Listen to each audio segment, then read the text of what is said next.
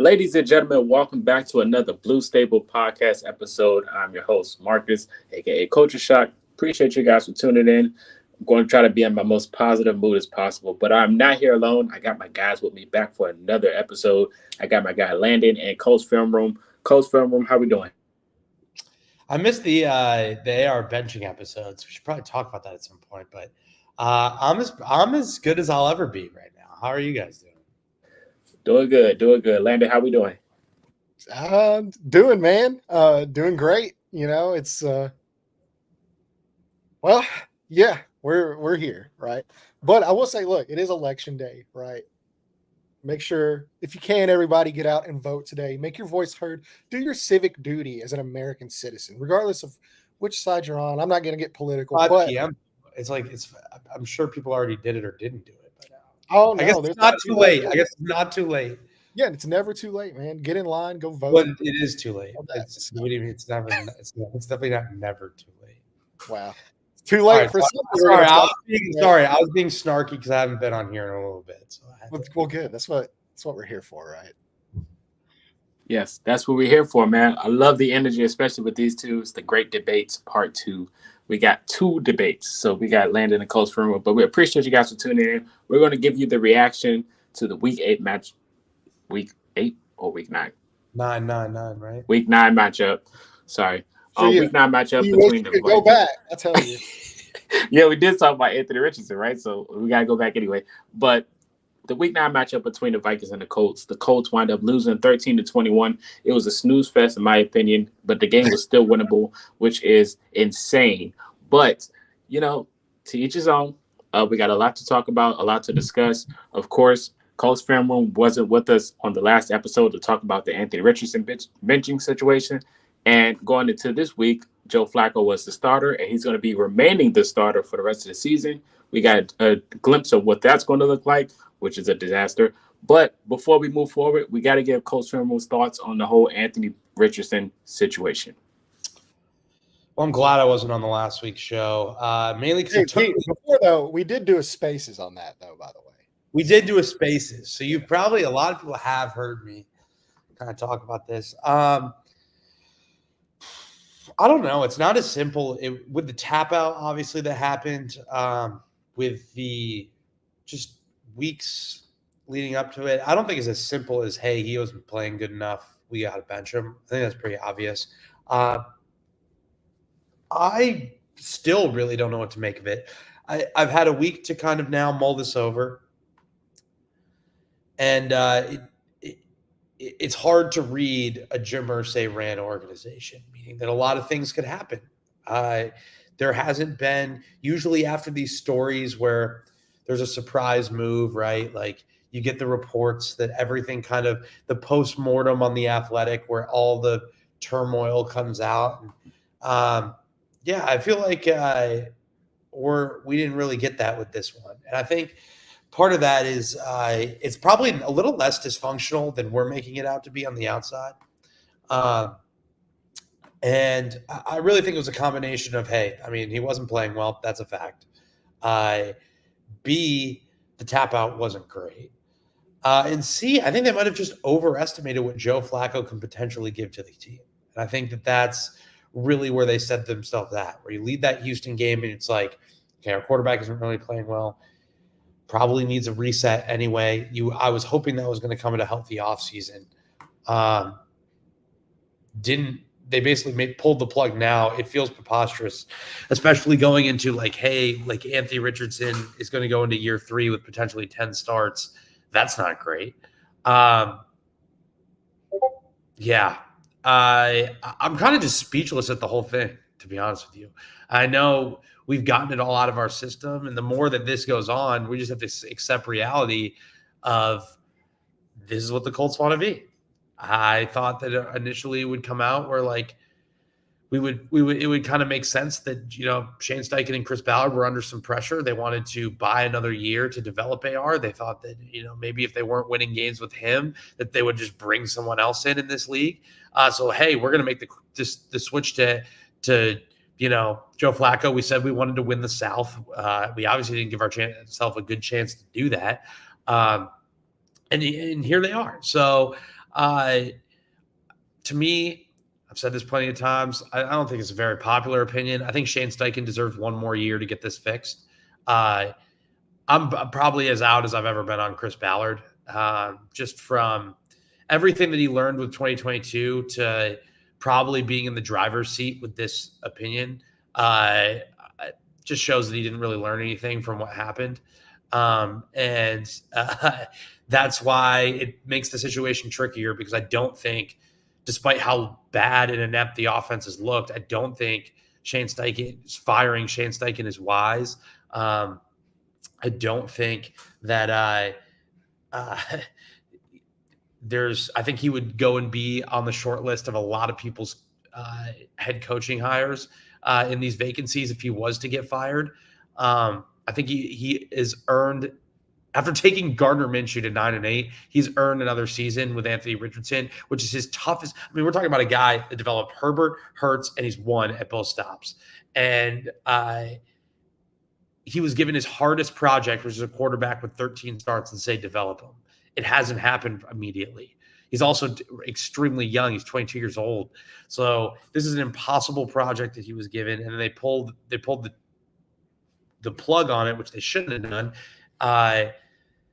And that's kind of where we're at. So, like, I definitely think it would be premature to give Steichen the hook and to go see him be an awesome coach with the quarterback that hasn't played 13 starts coming out of college. So that's just my thoughts on it.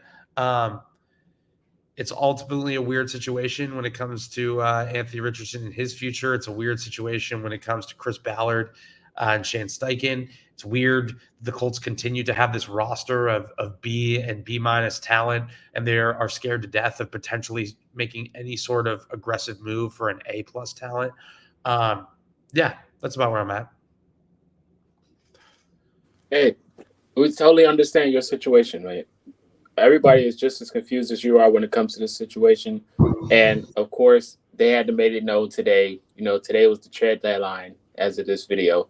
They made it known that Anthony Richardson was not available for trade. It's like, come on, seriously? We already been through enough. You don't have to add that in there. We did not need to know that. So here's kind of my thoughts on that. That's the most obvious thing I've ever heard for a lot of different reasons. One, I think they've made it clear since the moment he was benched that they are not giving up on him. That's not something that you necessarily heard the Panthers running to say, we're not giving up on Bryce. We're not giving up on Bryce. That's what the Colts decided to do with Anthony Richardson. So I think that it wasn't a surprise. It's a standard practice for teams to reach out when they're potentially interested in a player and they are not in the building like we are. So they're going to ask, they're going to do their due diligence every single time, regardless of how ridiculous it is. They aren't doing their job if they don't. And then I think the final piece of all this is, like, in a hypothetical world that the Colts wanted to move off of Anthony Richardson, why would they do it now? The value for Anthony Richardson is as low as it could possibly be. You just benched him for tapping out. He has multiple injuries through his time in the NFL. And he still hasn't looked good in a lot of his starts.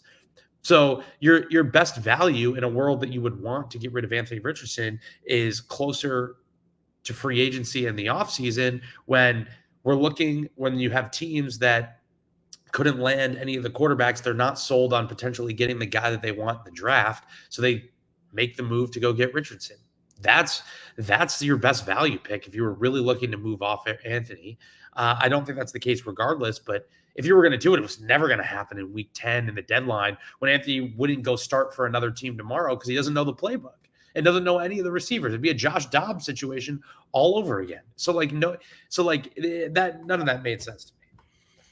Yeah, and also too, just one other caveat to add to that, why it was never on the cards is because, like you said, hypothetically, if it did happen, right, then that's also signifying that they have screwed up Chris Ballard and Shane Steichen both. Like, if he does get moved, it's like, hey, we whiffed on the 4th overall pick. We didn't develop him. We're waving the white flag. And at that point, too, that's probably costing them their jobs. So, I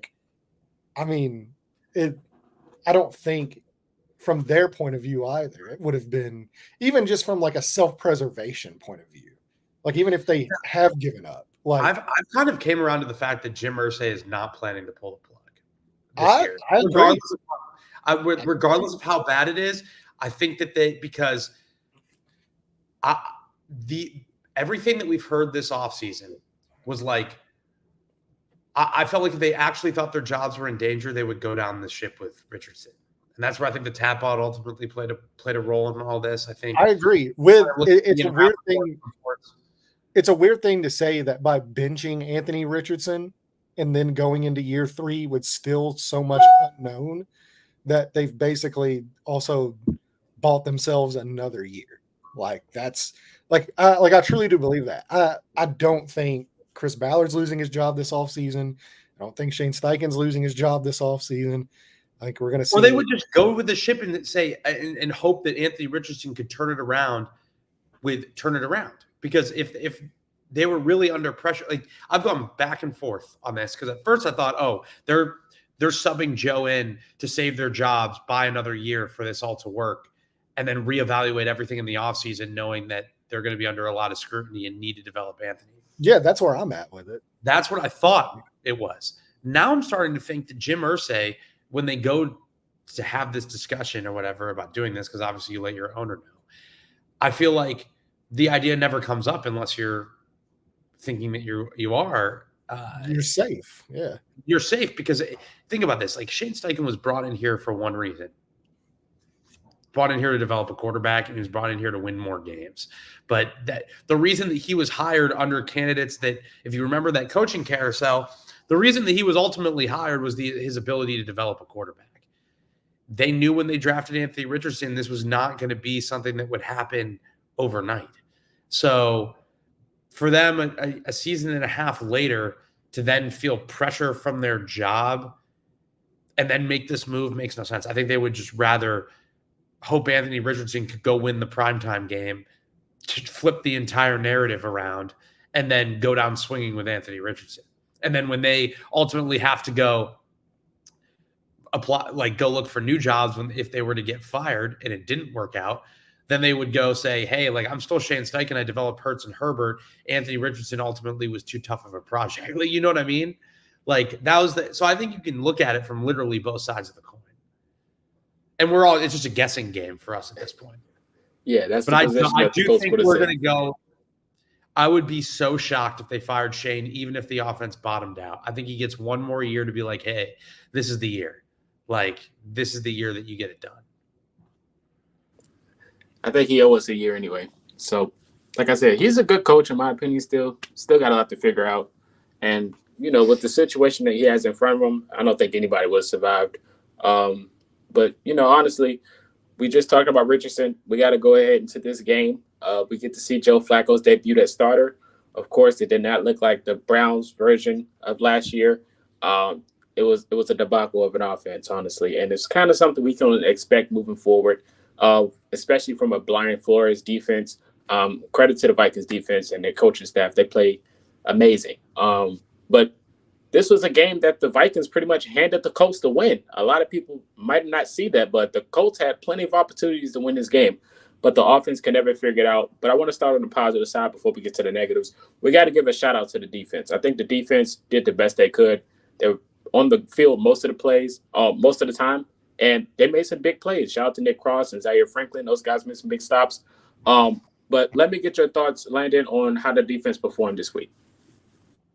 Yeah, I mean, I think overall, it's been really, it's been good, honestly, for the last month, right? I believe they're a lot of advanced statistics. They're in the top 10 over the last 4 games. And I still think, and this is me just being overly critical, right? This is the hater version of me coming out. We need it. I still think that the time of possession issue with them is they cannot get off the field on third downs. They can't. And it's still skewing the time.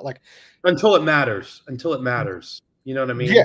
Yeah. And so and that's just, like I said, that's me being nitpicking, but ultimately they're doing the 2 things that good defenses have to do.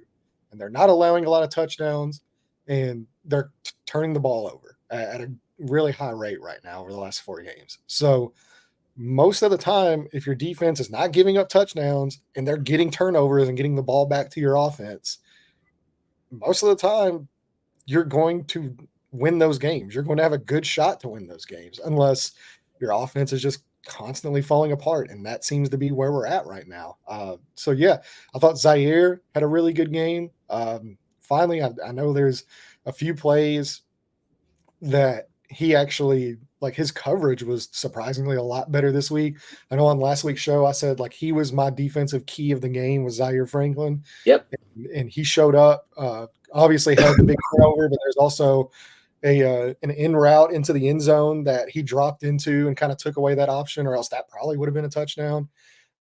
There were a lot of plays to be made on that, but they're still giving up tons of yards. They're still not getting off the field on third down. I think that should be the next step with this team. And I don't ultimately know if it's really Gus Bradley's scheme per se, or if it's just the lack of talent and execution from those spots. It's kind of hard to say, but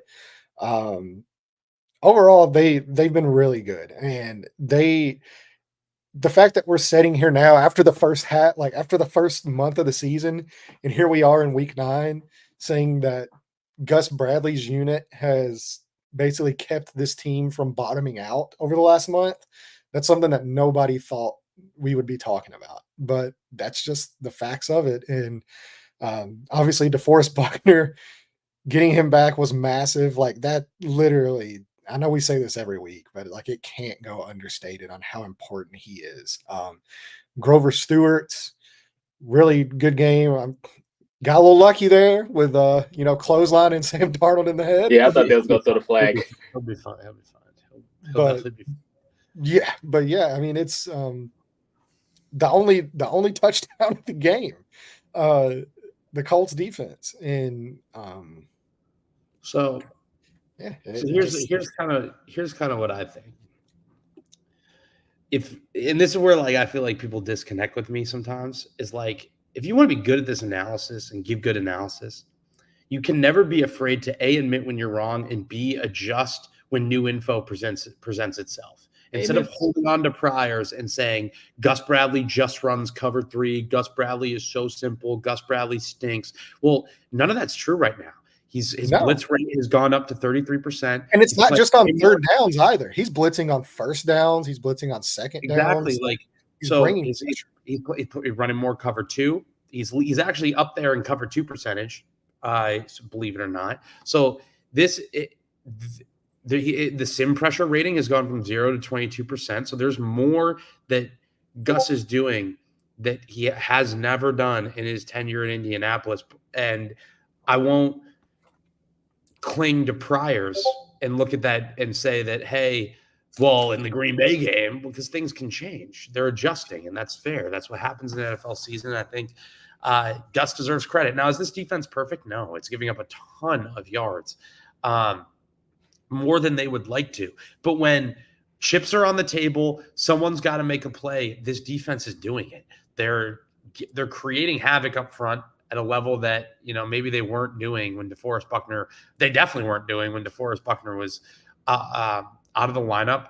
I think they are doing their best to limit the one guy who can wreck a game. So what I mean by that is, obviously Justin Jefferson had 100+ yards, had a great game. He's Justin Jefferson. He's going to do that pretty much every single week. He's going to generate explosive plays. All of that happens. It's going to happen against every single defense for the most part. Now the standard should probably be better than that, but when you look at it, Justin Jefferson didn't totally wreck the game and gave him a chance to win. No, and Sam Darnold, like, they forced Sam Darnold to make some, like, really hard, difficult throws in there. Like that throw to Addison. Yeah, like the throw to Addison for a touchdown. Like, yeah, that's a touchdown, but man, like, that's a tough throw and a tough catch. Like, that was just like, hey, those guys made a play. Like, those guys get paid too. They made a great play. There wasn't anything the Colts defense did wrong on that play. Sometimes it just happens like that. So you can't really, like, fault them if they're in really good position to make plays and Sam Darnold just throws a dart, or Jordan Addison just makes a diving catch off of, one-handed catch. And that's the one thing that I think is tough to evaluate for, like, to really sit there and try and evaluate a defense is like understanding when the defense screwed up versus sometimes plays beat plays. Like sometimes they know they find a way to beat the coverage, and it's just you just have to tip your hat to the offense sometimes. And I feel like there was definitely some plays out there, but for the most part, I thought they held Aaron Jones in check, which I think was really important. Obviously, that was amazing. Which they've adjusted. They played a little bit more big dime defense, which is three safety packages. The reason they're doing that is to get better cover guys to stop Aaron Jones. That's my hypothesis. It was on 3rd and long mostly, and I think you play big dime for that reason. Get guys who can cover and then rally and tackle. I'm not ready to say that like Gus Bradley is like this elite defensive coordinator. You guys were all wrong, like all this kind of thing. But like Gus is calling a good defense right now, and he deserves the credit of Colts fans for turning it around. Because how many defenses have we seen in the NFL that have games like the Green Bay game and the Jacksonville game, and they can never recover from it? So it's a testament to the players in that locker room. And it's a testament to the coach coaching them, because they've adjusted and done things differently than they did in 2023. And this is not the same defense. It's just not. It's not the cover 3. They're going to major in it, but so many other defenses major in cover 3. But the only reason we ever talk about it is because Gus Bradley was in Seattle in 2013, and that's just been a staple throughout his career. Like, this is not that defense. Not that defense. They're playing more odd fronts than they've ever played. It's a lot different than maybe people are willing to give it credit for. I agree 100%, man. We definitely got to give a shout out to that run defense, because like I thought, and even Landon mentioned it on the preview, if they had an identity to go at the Colts, it'll be Aaron Jones in the run defense, because we know how dynamic of a runner he can be. But they locked all of that up, and not even that. He's one of the most underrated players in football, in my opinion. Absolutely. And they even mentioned it on the broadcast, even though people don't really listen to them, how important he is. And even that, they were hitting against the Vikings, like striking. I seen a lot of big hits from that Colts defense, especially Kenny Moore. Zaire Franklin came through on Aaron Jones. Nick Cross is playing great defense. Nick Cross is playing great defense right now. Absolutely. I think that can't go understated. Like, it's awesome how he's playing.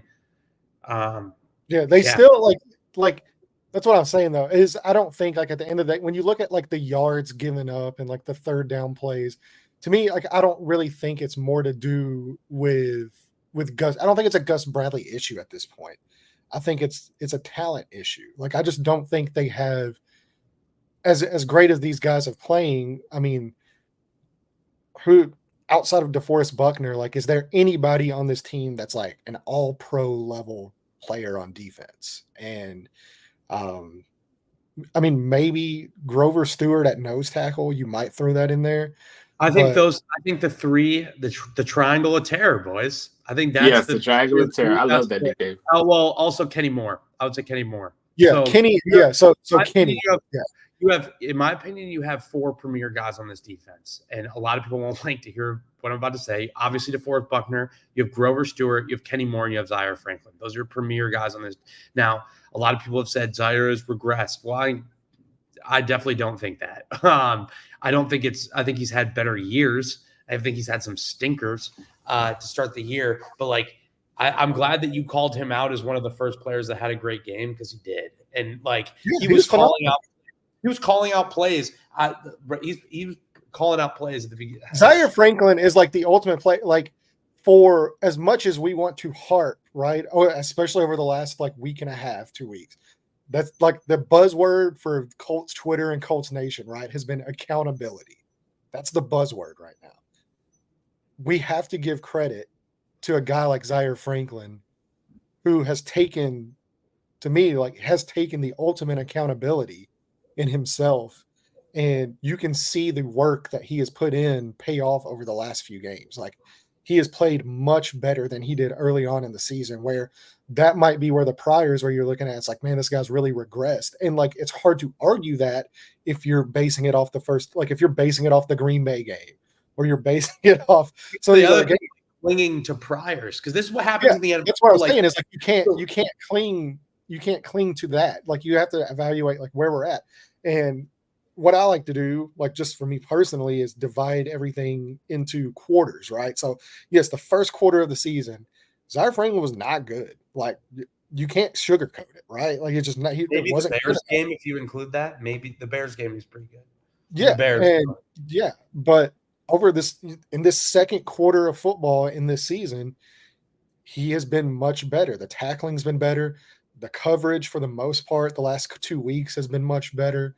The playmaking, as far as causing big plays, causing the fumble in Houston, causing the interception this week, in the end zone, there in the red zone, like making these big splash plays that this defense has lacked. He's really kind of been the catalyst for a lot of that. And we have to acknowledge, like I said, if we are going to use the buzzword, which I'm going to use here in a few minutes whenever we talk about somebody else, whenever we're going to use the buzzword accountability, right? He's a guy that is on the opposite end of that spectrum where he has taken the accountability. You're seeing it play out on the field, and he deserves his flowers for as much flack as he caught. He equally deserves his flowers for the last month, really, of this season. And to me, like it's just hard to constantly, which I mean, like that's just what fans do. Like that's what we as fans, like I'm guilty of it too. Like we're all guilty of it, right? Of you get this bias and you just don't like this player anymore, and you're like, man, I wish this guy would shut up on his podcast, and that's all he's talking about. I get it. I don't get like that. I don't. I mean, but I get why people do. That's what I'm saying. Like, I mean, it's but I figure a lot of people, like I said, they just need to kind of separate from like where we're at now and the play that he's putting on the field now. If we're gonna throw him under the bus, let's just make sure we're also reaching out and giving him a hand, after the bus is driven over him. Exactly. That's a good way to put it. One of the best takes that I've actually heard was from Booker McFarland on Part of My Take, which sounds crazy to say, by the way. He said, when it gets to Halloween at the halfway point of the season, that's when all the teams take their masks off and you figure out who they really are. And like, I think about that a lot, because you look at this is not the same defense that was playing in Green Bay or playing in Jacksonville. It's just not. But if we had judged them off that and just cling to the priors, then we'd say that this defense sucks, and it's like, oh, well, the Vikings just had a bad day or something, whatever excuse you have next. Like, yes, they're giving up so many yards. Yes, Sam Darnold gave up an 82% completion percentage. But like the same way, completion percentage is not. Yeah, I believe I can't remember who it was that had the stat, but they had pulled that up. It's like 82% completion percentage, but they said like at least like 69, almost 70% of that came from 1 to 3 yard passes. That was me. That was me who said that. So was it you? Yeah, that was me who said that. Okay. Yeah. So I catch so much on Twitter, it's hard to keep up with. Yeah, thanks for the retweet, bro. Did I retweet I'm kidding. Hold on, let me do that real quick. Hold on. So it's 82% of the plays, and then you go look at of 50% of all plays are 1 to 3 yards or less. There was plenty of screens in this game. When you tally that up, they gave up some explosive plays, no doubt about it. I'm not saying it's perfect, but I'm trying to use it as a stat that you can't point blank evaluate completion percentage, period. You just can't do it, because it's not just an accuracy stat. It's not just a he was wide open stat. You can check the ball down and get to that number easily. Yeah, there you go. 50% of all play from per Colts film room, per sources. 50% per sources. 50% of all plays Minnesota ran resulted in only 1 to 3 yards or less in that game. There you go. So like this, and this is what the Gus Bradley defense is. They force Sam Darnold to press. They give up completions. They force Sam to, this is what's always going to happen for me. I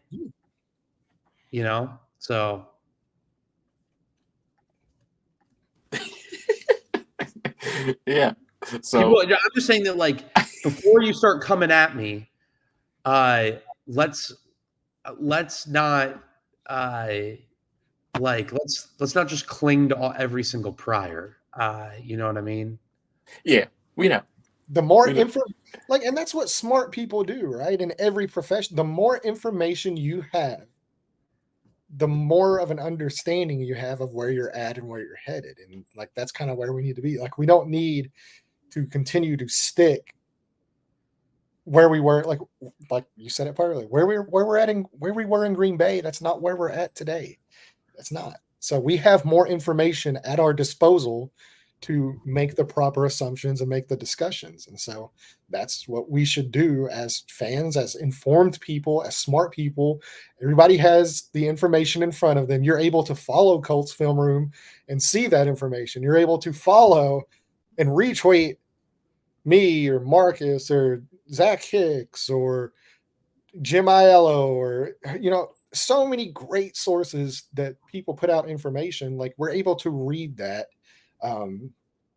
and make the proper adjustments in our thinking of where we're heading. Some people just think that's so boring. They're like, no, let's spice it up a little bit. Let's talk about Landon. And we'll be critical in the next segment, because when you look at it, new information has presented itself, and now I adjust my analysis. That's all I'm saying. Well, the next topic is the most interesting one. The good old offense of the Indianapolis Colts. Now, granted, we thought this issue was handled before this game started. But apparently so, it showed its rear head again, and the offense was so stale. It made the game so boring. It wasn't fun. It just wasn't enjoyable football at the end of the day. So I just want to give a shout out to Josh Downs. I feel like he had a pretty solid game. Jonathan Taylor tried his best. 50% of the snaps. 50%. Yes, 50%. That cannot happen. Can't happen. No. What happened? Jonathan Taylor had 50% of the snaps? No, Josh Downs. And I get they were moving Mo Alley Cox out there to help Gonzalez. Well, they were running a little 12 personnel. Yeah, no, that's my game plan. I don't care. Can't happen. He's one of the most dangerous receivers in the NFL, especially at the slot, and just I don't know. I don't understand. So actually, if you want to talk about wide receiver snap counts, that's not the worst one for me. It's the 6 snaps to A.D. Mitchell, but we can get to that. That's I think I told Landon on the preview my impact guy was A.D. Mitchell. I wanted him to have a touchdown this week, but apparently they just ignored me and listened to Landon. So, but it's kind of embarrassing of a performance overall. I think it just looked so out of the sync. Went wrong right there. Is Colts? They did not. Okay. Don't ever. I think what do you say? I said Marcus was saying, he's like, they ignored me and listened to Landon, and I said, well, that's where they went wrong right there. Right? As soon as you start listening to me, you're in trouble, brother. Let me tell you. Yeah, I think this is a wake-up game on all levels, and I feel like I've been saying that for a month now. Shane Steichen certainly needs to be better than he has, and he's needed to for the past month. Really, the entire year, if I'm being honest. Outside of Houston, he had a great game plan. In Houston, they just didn't execute. And some sprinkled. I think he had a good game versus Chicago and Pittsburgh. I can't say all of them, but at the end of the day, you didn't take a single snap in the red zone. So how do you go and evaluate if you're going as a staff, and every Monday, every staff in the NFL, they watch their game film and they evaluate it from a schematic and personnel perspective.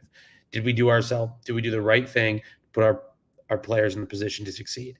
I don't know how you look at that and aren't absolutely embarrassed, disgusted, and just need to make serious changes when you looked at a whole portion of your call sheet, which is the red zone portion, and you called none of it because you didn't take a single snap. You couldn't get there. Now, penalties are a huge issue in this one. The chop block was really bad. Some of the holdings and illegal shifts were not great. That's a problem. Even though they're the least penalized team, that was a problem that did invite themselves. Some drops here and there, specifically from Jonathan Taylor. And I think the story of the game for me, and I'll stop talking. Joe Flacco is ultimately the fall guy because Indianapolis chose to make this about the quarterbacks. Joe Flacco did not even have that bad of a game. The call wasn't necessarily ideal in some spots. Someone has to go make a play for me. Josh Downs was doing it, but when Josh Downs isn't open in the coverage and the coverage isn't letting you throw it there, can someone make a play? And I just didn't think they could. And I think we saw in spots where what happens when somebody does make a play, especially Alec Pierce in the fourth quarter versus Jacksonville, Alec Pierce on these deep balls, really, Josh Downs on the 1 yard line play versus Houston. Like, it's certainly not like nothing, but when nobody can make a play and you're paying Michael Pittman $70 million a year, and I know he's battling his butt off to go play each week, this is what happens when no one can make a play for you. Yeah, and it definitely showed that. Like I said, overall, it was just very bad football. Of course, as reports came out today, Ryan Kelly is hitting the IR list, and he's going to be out for a few weeks. And we get to see Tanner Bornolini, who's had himself a few good reps when he had a chance to get on the field. But Ryan Kelly battling injury is going to be out. It could potentially change the outlook of the offensive line, especially at the center position. But like I said, a lot of people had questions about Ashton Dullin's reps in this game. And I think a lot of people forget how good Ashton Dullin is. I think he's a solid receiver. So that kind of was upset of him getting more reps over AD Mitchell. But that what was your me. thoughts? That was me. Oh, okay. That was me. I was the one. Again, that was me. I said, how is AD Mitchell not getting out-snapped by Ashton Dulin? There's a reason for it. There's certainly, that's what I've came to the conclusion is that, you can look at something like that and be like, there's a reason, whether it's something in the building, whether it's performance of practice, whether it's something that they've seen on the film that they say, this is not what we want out there, whether it's Michael Pittman's our $70 million guy, Alec Pierce is too good to take off the field, and obviously so Josh Downs is our slot receiver. But 6 snaps is not going to cut it. When they needed someone to make a play on 2nd and 30, the only guy that AD Mitchell was the guy to give it to him. And it's like, I get it. Don't get me wrong. The Colts have a crowded wide receiver room with a lot of B to B plus guys. I think Josh Downs is approaching that A- level of receiver where it's like he's a guy. I think he's already there. I don't think he'll ever, just because of the size and his ability to take over a game, I don't think he'll ever be he's not in that upper tier, but he's probably the Colts' best receiver right now. 6 snaps is not going to do it for me when he had one of the 2 explosive plays in those 6 snaps. So they had 2 explosive plays all game. AD Mitchell had one of them on a catch that was fantastic. And at the end of the day, it's just not good. It's just not if we're going to do the accountability thing, and AD Mitchell wasn't playing well in Jacksonville, he wasn't playing in these. He dropped a couple passes, hadn't been able to connect with his quarterback. Then we need to reward him when he is playing well. And he took 6 snaps and he made the most of those 6, every single play. So that's probably my biggest gripe out of anything is that AD Mitchell had 6 snaps. Which is totally fair. I made a few jokes during this game because I was so over it. I said, it looks like the whole offense tapped their helmet mid-game. And I said, since the game was at 8:30, I mean, Joe Flacco is 39, so it's past his bedtime. So, of course, he's not locked in as usual. But those are the 2 jokes I made. That's true. I go to bed at 9:30. Exactly. This is true. I said if it was a 1 p.m. game, I think we would have knocked the doors off this team. But it probably was sleepy. But, Landon, what was your thoughts on the offensive performance? Yeah. Okay. See, I'm a little bit more critical than what Ben is. Ben's saying Joe Flacco, he didn't really play that bad. No, he freaking stunk. He played bad. He was bad. Let's not sugarcoat this. He was bad. I mean, the interception, the corner ran the route for him. That's not on Joe. Joe Flacco can't throw that ball where. Yeah. Okay. And there we go. And this is where you have to grade it at a different level, right?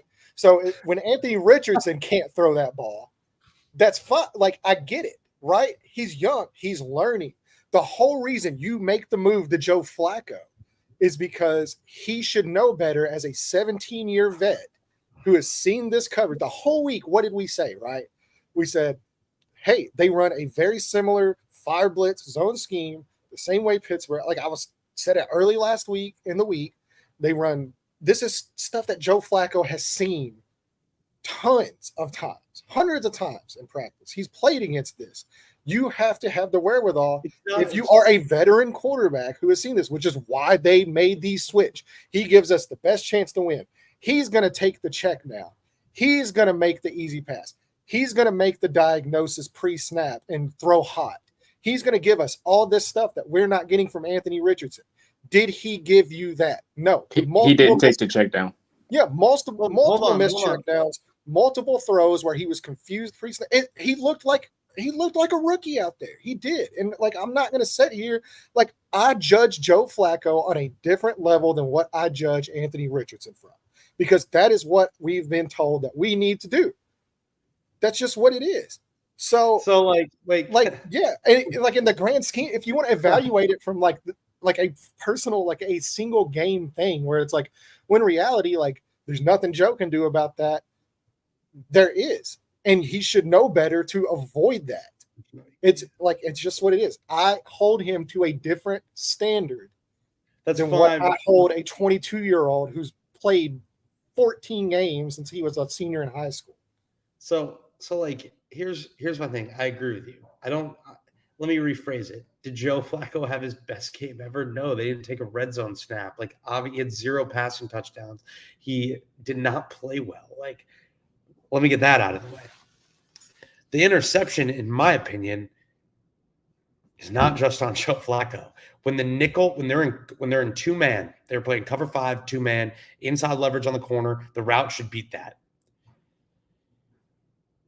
Great play by the nickel, who basically ran the route because they had run the same play from the same formation earlier in the game. So, like, Joe Flacco's trying to throw that ball with anticipation. The nickel runs the route for him. Josh Downs is like, why'd you throw that ball? I agree. The interception is going to be on Joe Flacco. But in my opinion, that's on the play caller. That's on Josh Downs. It's on the entire unit. It can't just be on Joe Flacco when it's not like he was confused. He knew what the coverage was. It's not like, it was clear as day 2-man, like clear as day. It's not like anything confused him. He threw a ball that he tried to fit in because he didn't expect the nickel to run the route for him. So that's where it's like, I actually excuse that interception from just throwing it on the quarterback, because I think that sometimes we play that game. Now, I agree. Like, and we'll get to Steichen here in a minute, but like, I'm not going to sit here and like say like it's an excuse, because like I said, you hold him to a higher standard than what you hold Anthony Richardson to, and you should. Because that's what the team is doing. That is what the team has told us they are doing the minute they went to Joe Flacco and said, he gives us the best chance to win now. You cannot do that. You cannot say that and then have the offensive performance that you had this week. I agree with you. And you can't have the quarterback play that you had But I think the bigger story is not the quarterback. The Colts made it about the quarterback. That's what I'm saying. I think it has nothing. That's a good point. That's a good point. The Colts chose to make it about the quarterback. It has not been the who dropped all those passes last week, and like drive killing penalties wasn't Joe Flacco's fault. Wasn't delay a game.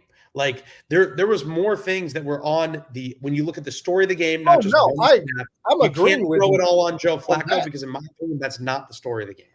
No, I'm agreeing with you on that. I'm just saying on the topic at hand, like, because we're bouncing around different topics here. On the topic at hand of, did Joe Flacco play a good game? No, he did not. And you cannot. I don't think it was a horrible game from Joe Flacco. I really don't. That's where I think it's way worse. I disagree. And I get it. You can pull up all the box score stats or whatever, but when you go look at the box score stats, I'm watching, dude. I'm not looking at box score stats. The offensive performance. Listen, you don't end up with that bad of an offensive performance if it's just exactly the DK who just put it in there. The same could be said for AR in the Houston game. the Colts made this about the quarterback.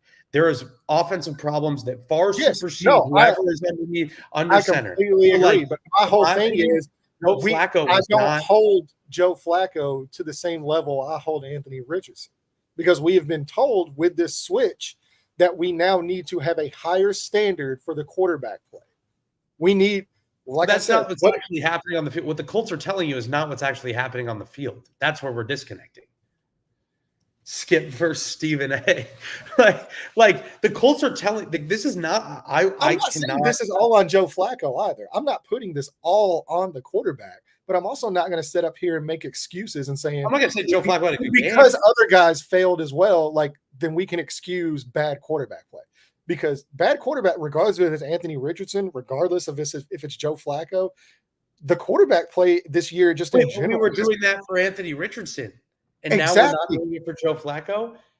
No, because you have a higher standard for Joe Flacco out there. It's the same 10 guys. It's the higher standard. Doesn't help when the nickel runs the route for the receiver because the play call wasn't good enough, and then the route was yes, he can't throw that ball. What a microcosm of one single play. I can find five others where I can find 5 others in man coverage on third down where they're running the routes for him. There's nowhere to go with the ball. I'm not saying Joe Flacco had a perfect game. I think he turned down. Okay, he had a couple turn downs on tape. I'm not saying that he had a great game. I'm saying that, like, when you look at the overall problem with this offense, it's not just on the quarterback. I agree with you on that. I don't think it's about the quarterback at all. Well, it's time to go ahead and segue into the real issue, huh? Yeah. Good old Shane Steichen. Now we can have the discussion. Yes. The offense as a whole. This is where the offense as a whole is. That was a great debate, though. I had a fun time. I enjoyed it. Time, Landon. I did. And I think a lot of people mistake it like you guys are arguing, but it's not even arguing. It's just conversation. No. So don't get it twisted. No, we are arguing. This is normal. Yeah, this is normal. Like, I can sit up here confidently and say that Joe Flacco, 39 years old, will play better than he played. I think the first step to getting better is not playing Minnesota at home. I think that's the first step. The second step is that he needs guys to make a play for him. Like, there was too many snaps in that pocket where the play call didn't have the answers to beat certain coverage, so it wasn't good enough. And then that's not a one-game thing either. That's been an all-season thing. And then there's also exactly, and that's why I'm saying it's not. They've made it about the quarterback, but the problems with this offense would exist if you put anybody under center. Unless you have these, you put like a guy like Lamar or like Patrick Mahomes or some of these elite quarterbacks that can minimize some of that. But Joe Flacco's not that, and Anthony Richardson isn't even that in his career. Like, you can't overcome drop touchdowns and over 200 yards of offense, and that was the problem last week. Before it was the quarterback problem of the tap out, obviously, is a different element. And then some of the previous starts that no one acknowledged in this whole thing with Miami, Chicago, Green Bay. But the problems have not been at the quarterback position. Their wide receivers cannot make a play when they need them to. And then the offensive line has struggled in certain areas. You obviously, and then the offensive system doesn't have enough answers to throw. They certainly have certain areas for sure. All right. Sorry, that's my rant. No, it's all good. It's all good. That was really fair. We're on 2 different pages of the same book. Is all that. I appreciate the both of you. I really do. Honestly, man. But the last topic of this issue of this Colts offense is the head coach. Of course, we got to talk about Shane Steichen's game plan going into this week. It looked a little stale in my opinion. It could have been more explosive. But granted, I feel like if you did have an Anthony Richardson in this type of game, the offense probably would have been a little bit more explosive. But I got to get Colts Film Room's thoughts first on Shane Steichen's game plan for this week. How do you feel about it? This past week? Yes. Yeah, I mean, it wasn't good enough. He's probably needed to be better for the better half of a month now, in terms of what he to be honest, he desperately needed a bye week. And that's an excuse, no doubt about it. But we saw a different Colts offense. Like, people weren't talking about how last year it struggled versus New Orleans, really struggled offensively versus the Patriots, struggled in a lot of areas. And then they used that bye week to evaluate everything that they were doing, came out with a lot of wrinkles, and then really caught wind at the set to get them into playoff contention. they didn't really have that at a week 14 bye. So that's where I think that they haven't had the time to necessarily do that. They're game planning for the next opponent. They don't have time to go find all these new things to install each week. I think that's an absolute excuse, but I think that's like this. They're throwing the same thing at the wall. This was their offensive philosophy. They were going to live and die by it. It's a little bit different than it was last week. Now, there's a lot of fire striking out there, a lot. I still think that's a big mistake. I do. I think he, at the very least, deserves next year to figure this thing out. He's too good of a coach for an offense this bad, and that's where we've seen him do it at multiple stops. So right now, it feels so easy to fire him, but if he was fired, people would be calling him, and he would be on the short list of a lot of other head coaching candidates. He's still a really good offensive coordinator, despite the numerous plans that have not worked out. But he's got to be better, and his guys got to make a play for him. I think that's some of my biggest criticisms is his guys got to make a play for him. Lackluster. That starts with the coaching too. Don't get me wrong. It starts with the coaching, but it's really tough. It's really tough to play quarterback when corners are running the routes for him. So there's some predictability element, I'm sure. I haven't at the time myself. Down's only getting 50% of the snaps. Exactly. Now that some of that is from just a 12 and 13 personnel perspective, where they're basically trying to add an extra body and protection and do that in a way that they don't necessarily have to design all these hot reads with 7-man protection. Yeah. So that's kind of the downs thing. The A.D. Mitchell thing is a problem, though, Noah. But yeah, I think Shane Steichen's earned himself another year to fix this thing. Now there would be a lot of pressure heading into that year to get it done, but I do think he's deserved that. It would be such a quick hook. 2023, I think he's shown enough with these guys that he can put something together. But I do think that, hey, headed into the offseason, there's going to be serious schematic changes, and then maybe even some personnel changes as well. Could be interesting. Landon, what's your thoughts on Shane Steichen's game plan? Yeah, I don't really have too much more to add to that. That's pretty much my entire soliloquy, where it's just hey, it's not good enough. And yeah, I agree. I've seen a lot of discourse about the whole running game, with Joe Flacco. Why do other teams, with pocket quarterbacks, why are they able to run the ball, but the Colts can't with a pocket quarterback? It's because their entire game plan and offensive line game plan revolved around Anthony Richardson. And you can't just take a week and redo everything that you've been planning for the entire offseason. You can't get all that done. And it's partly why the move is so puzzling. It's because they built this entire offense and the whole offseason in all the training camp and preseason and the installs and the practices. This was all built around Anthony Richardson. So to make the move to Flacco, that's just another reason on the long list of reasons why it's such a puzzling decision. So yeah, there's going to be struggles. Now, whenever you look at it, kind of like what I was saying before, you can't preach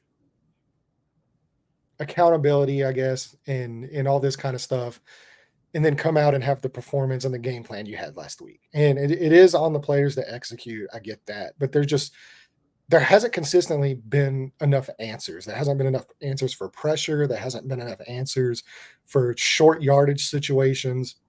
There's so many things that just feel it's just broken right now, from an execution standpoint, from a play calling standpoint, even getting into the aspect of once again, it feels like this is, Freaky Friday, or not Freaky Friday, but Groundhog Day.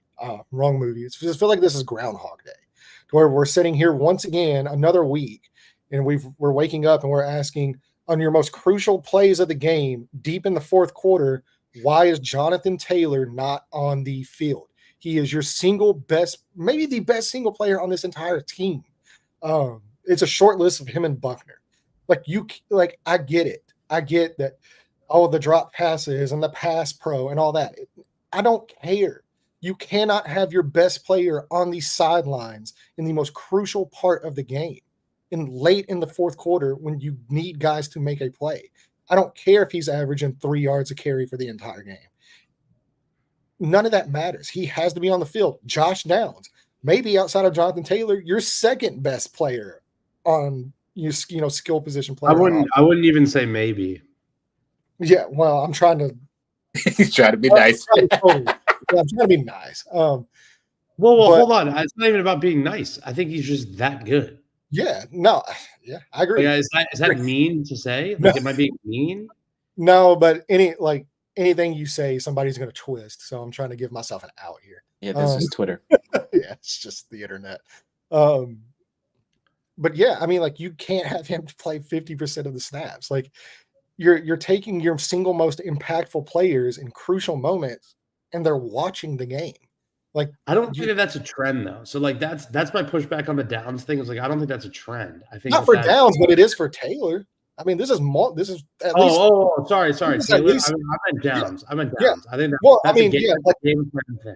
No, but I'm saying, like, as far as like Taylor goes, like, this is now 3 times in the last 12 months that I can set and remember where Jonathan Taylor is not playing in the most crucial moments of a football game. Like, that can't happen. And I think, like, we also too need to take a step back and say Shane Steichen is also, for as much as we talk about development and all this kind of stuff, he's not even he's 20 or he's not even 30 games into his head coaching career, at this point. Like, he also has a lot to learn, like, and a lot to grow from. And I think there are a lot of really good things Shane Steichen does. But I think as far as some of the play calling, the personnel decisions, that kind of stuff, it leaves a lot to be desired. So I can understand why people are ready to write him off. And like, I've seen the Frank Wright comparisons all week, and like, those are hilarious. I don't agree with that. I just want to make it just really clear. Like, Shane Steichen is a guy who had a really good resume coming into this job. Like, the Colts, in my opinion, when you looked at the guys they could have hired, he was a great option, a fantastic option, actually. I think you could make the argument that, like, I mean, DeMeco Ryans was always going to go to the Texans. I think that was the time, but Shane Steichen was probably right up there with guys who were actually going to take a job, because I don't think Ben Johnson was. Developed Hurts, developed Herbert. They get Indianapolis. He drafts Anthony Richardson, which is his toughest project that he's ever had of developing quarterbacks. Of everything he's worked with, Anthony Richardson was going to be the toughest, hadn't played a lot of football. Found a way to make things work early in the career, fluke injury. Maybe not fluke, but they say, I think it sounds like a fluke. Really tough on a head coach. For sure. Yeah, made it work with Gardner Minshew, who I'm sitting here in the offseason, I'm like looking at, like, man, Gardner Minshew's kind of playing good football. Like in the Tennessee game, like, oh, he's kind of playing good football. Like, he made some plays down the stretch for sure. Now, it's still Gardner Minshew. He goes to the Raiders, he can't do anything with Luke Getsy. So, like, he deserves a lot of credit. I think it's the moment that you give up on a coach this early, it's going to be a massive mistake. He'll go somewhere else. Absolute stud. But to play devil's advocate a little bit too, though, like, he's kind of backed himself into this corner, right? Like, this is, like, it's his decision, it's his offense, it's, sure. He's the one that, like, he's the one that, he deserves another season, in my opinion. Another season. Yeah, he stood up on the table for Richardson. He's the one that's been in charge of the development that has kind of seemingly gone off the rails over the last few weeks. He said, and all you can do really, like, which at this point I don't ever do when it comes to the Colts, but take him at his word, that he was the one that made the call to bench Richardson. And so now moving forward, like I said, you hold this offense, you hold the play calling, you hold everything to a higher standard, because now this is not about development anymore. Now this is about winning, and this is about putting together a playoff run, and I don't even really think that should be the standard. I think from what they were telling you last week, like they really believe they have a shot. I mean, they said like once you get in, literally per Shane Steichen verbatim, once you get into the playoffs, anything can happen. I mean, that's true. I think everyone says that, but like, yeah. But like, I mean, like this team like thinks they can make noise in the postseason. So if this season's not about development, this is what it's about.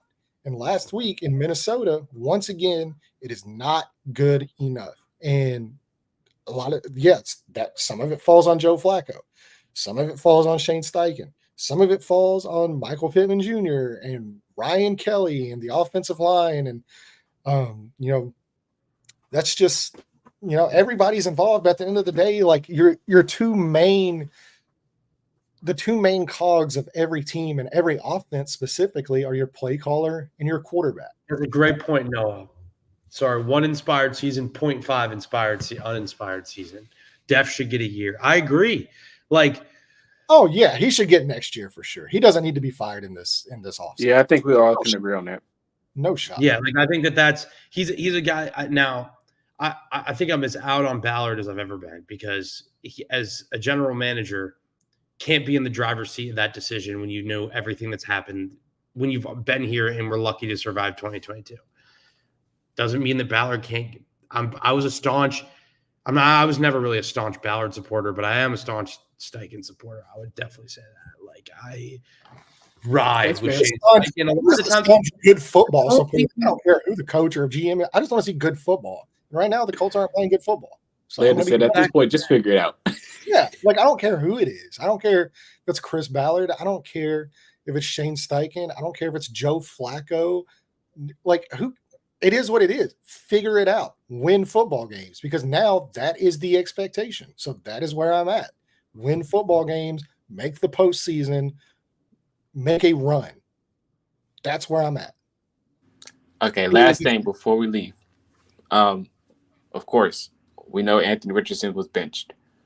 But if the performance was going the way it was, if you think they would have implemented Richardson in the game, since he's still active, could you see a different outcome? Coach Filmer, you can answer first. Saying if Anthony Richardson was playing in that game? In that game, yeah. Do you sense a different outcome or is it the same thing? No, there's no different outcome.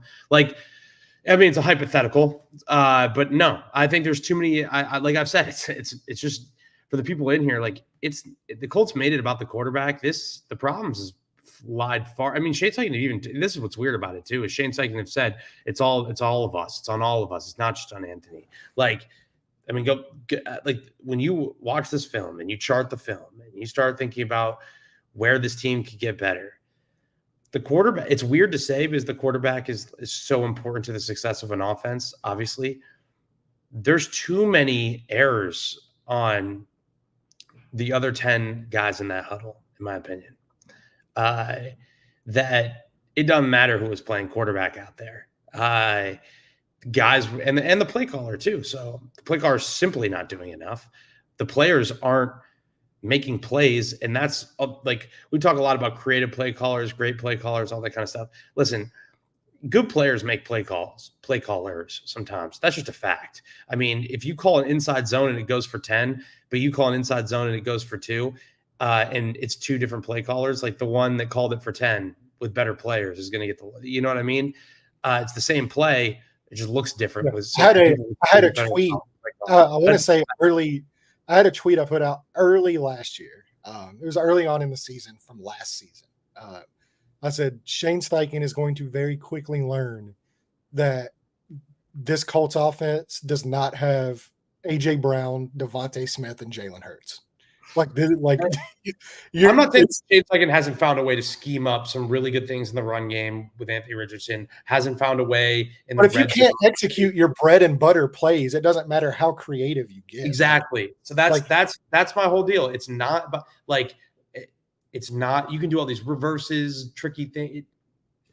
If you can't execute your base plays, your 20 plays that are your bread and butter. If you cannot execute those plays, you're dead in the water. The rest of it is stupid. So but listen, Ben Johnson's a great play caller. Ben Johnson also has a great offense. So, It's like his plays look better. That's a part of it too. That's really important. You can be as creative. You can call the plays at the right time. I think it's hard to sometimes. What's the old adage you hear? Jimmys and Joes, not X's and O's. And that's a huge part of it. But also, like, it's difficult, I think, to watch the film as an outsider and try and give you an answer on whether the marriage between a play caller and a quarterback and who's the problem spouse. I think I saw that tweet. They've lacked the gotta have it, and that's earlier in the game too. You look at like late in the fourth quarter, I think they've had some Alec Pierce plays that you can definitely give them. They deserve the credit for, but I mean, I'm thinking about that Green Bay game, thinking about the both Houston games really. I feel like we're going to develop PTSD. So many plays left on the board. So, hey, I understand. I definitely threw that question out because during the game, of course, I'm on Twitter. We see a lot of free AR5s, so I had to ask you both about that. I mean, like, I do think there like would be. I don't know if the outcome would have changed. Like, I think you're just like you're robbing Peter to pay Paul, right? Like. Yeah, the whole thing with Joe Flacco is like you're going to take a hit in the running game. We saw that, but the passing game is going to be much more efficient. You're going to convert these money downs, the third downs, like you're going to convert those. When Joe Flacco and the offense is not doing that, then that's the result you get. Whereas I think with Anthony Richardson, you might have had 2 or 3 more explosive plays in the passing game, but like your passing game's still going to be anemic. You're not going to convert third downs. You're not going to get these, everyday execution-based plays where he can just go out there and execute a game plan because he hasn't. The running game's probably going to be better. The explosive shot plays, he might get 1 or 2. Do I think like he likely would have scored a single touchdown in that game? Yeah, probably. But I'm not going to sit here and say that Anthony Richardson's playing in that game like you're looking at like them going out there and like wiping the floor with the Minnesota Vikings. Like that's fair. I don't think too many problems. Like maybe it gives you like the quarterback run game. Like you're taking away from one problem, but you're also introducing you're adding another different set of problems. Like they're like either way you go, there's going to be problems. But at least like if Richardson is out there, like at least you're getting the run game, and at least you're getting reps. You're getting valuable reps against a Brian Flores defense that's exotic, and he's going to get looks he's never seen, and you're going to be able to go back and film this week and say, like, well, what did you see? Like, why did you do this? Why did you do this? And you're going to be able to coach through that. And now he's not getting that. And that's what sucks. I don't think the outcome of the game changes, but I think it would have been more beneficial in the long run of this franchise for him. Wins aren't a quarterback stat. Offensive success oftentimes isn't. Hashtag quarterback wins.